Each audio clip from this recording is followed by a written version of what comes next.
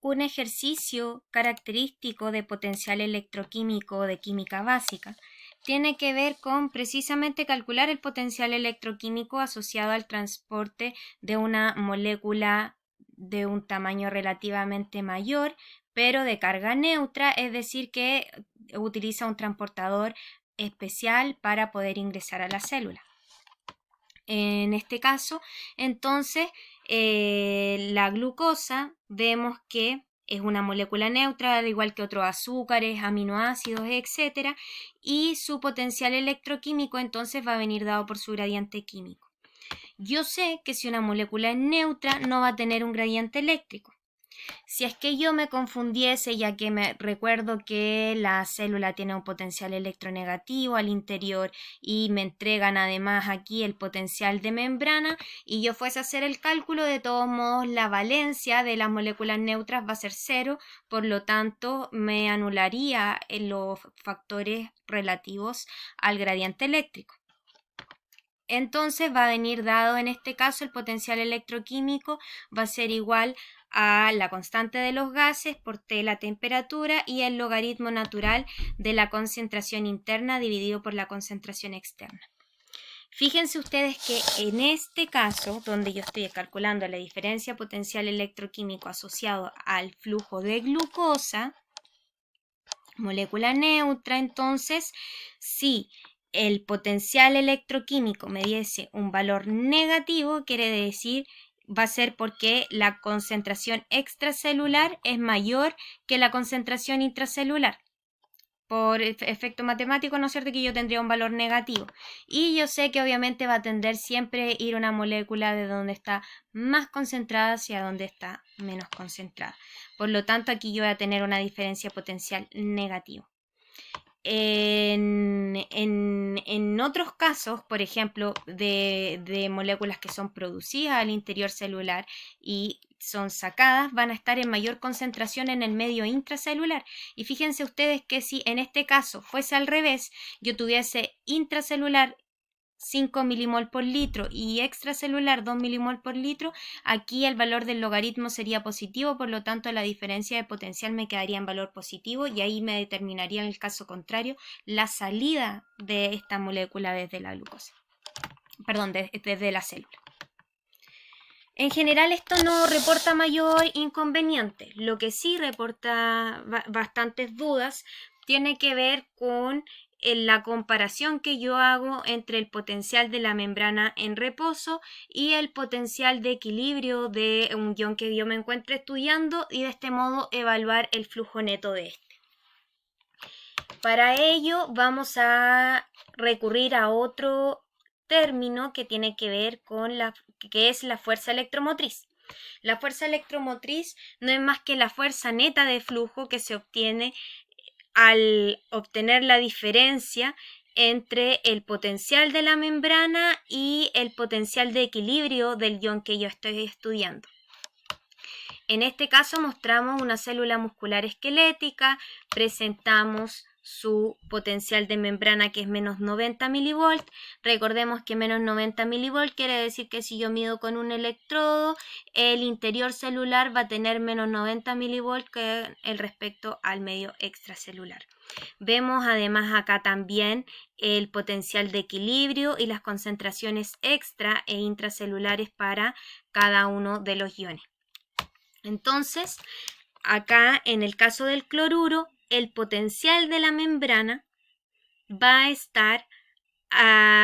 ser el mismo que el potencial de equilibrio del cloruro. Por lo tanto, el cloruro va a estar en equilibrio. ¿Qué quiere decir esto? Que el flujo de ingreso va a ser igual al flujo de salida de este ion. Por otra parte, si ya esta diferencia no es cero, sino que se va ampliando a medida que esta diferencia se amplía, es mayor la diferencia entre el potencial de equilibrio y el potencial de membrana, mayor va a ser la fuerza neta que va a provocar el movimiento del ion. En el caso del potasio, sabemos que el potasio se encuentra más concentrado en el medio intracelular, por lo tanto va a tender a salir por gradiente químico, pero este va a ser contrarrestado por su gradiente eléctrico. Y si nosotros calculamos la fuerza electromotriz, entonces obtenemos que el potencial de membrana va a ser menos 90, menos el potencial de equilibrio, que es menos 100 milivolts. Por lo tanto, vamos a tener una diferencia de 10 milivolts, en la cual el flujo neto del potasio va a seguir siendo de salida, no siendo suficiente el potencial de membrana para equiparar el flujo gatillado por el gradiente químico. En el caso del sodio, sabemos que las fuerzas eléctricas y las fuerzas de concentración van a aportar para el ingreso del sodio. Y fíjense ustedes, si nosotros empleamos la fórmula, menos 90 milivolts menos más 65 milivolts serían menos 145 milivolts, que aportarían y digamos determinarían que el flujo neto del sodio sería de entrada. En este caso, entonces, fíjense que, ojo acá, no quiere decir, a propósito de consultas que me habían hecho, no quiere decir que si es positivo va a ser de salida y si es negativo va a ser de entrada. ¿Ok? Esto no es así. Lo que tenemos que evaluar es la diferencia y ser capaces a aplicar criterio. Para entenderlo mejor, vamos a poner el siguiente ejemplo. En una célula no excitable, el potencial de membrana es menos 60 milivolts. Entonces, a propósito de dudas con el cloruro y ver esto, lo vamos a evaluar. Fíjense ustedes que de manera burda, a propósito de lo que explicábamos del potencial electronegativo al interior celular, si yo voy de un potencial de membrana de menos 90 a menos 60 milivolts, quiere decir que yo estoy disminuyendo la electronegatividad al interior celular. Matemáticamente, menos 90 es más negativo que menos 60. ¿Okay? En términos burdos, si yo acá tuviese 9 macromoléculas de carga negativa que sopesar, acá voy a tener 6. Voy a tener menos cargas negativas. Entonces, si yo tengo menos cargas negativas al interior, veámoslo en el caso del sodio, que es más sencillo. El sodio va a tender a ser atraído por un gradiente químico, pero también va a tender a ser atraído por un gradiente eléctrico, decíamos. Si estas cargas disminuyen, esta electronegatividad al interior celular disminuye, la fuerza de atracción hacia el sodio va a ser menor. Por lo tanto, el flujo va a seguir siendo de entrada, pero con una fuerza electromotriz menor. Fíjense ustedes que ahora es de menos 125 milivolts y antes era de menos 145. El potasio va a tender por un gradiente químico, decíamos, a salir, pero va a ser retenido por estas cargas negativas. Si yo tengo menos electronegatividad al interior, va a ser retenido menos, por así decirlo, por lo tanto va a tener un mayor flujo neto o una mayor fuerza electromotriz de salida. En el caso anterior, fíjense ustedes que la fuerza electromotriz era de 10 milivolts y en este caso es de 40 milivolts. Ahora revisaremos el caso del cloruro. En el caso anterior, el cloruro se encontraba en equilibrio.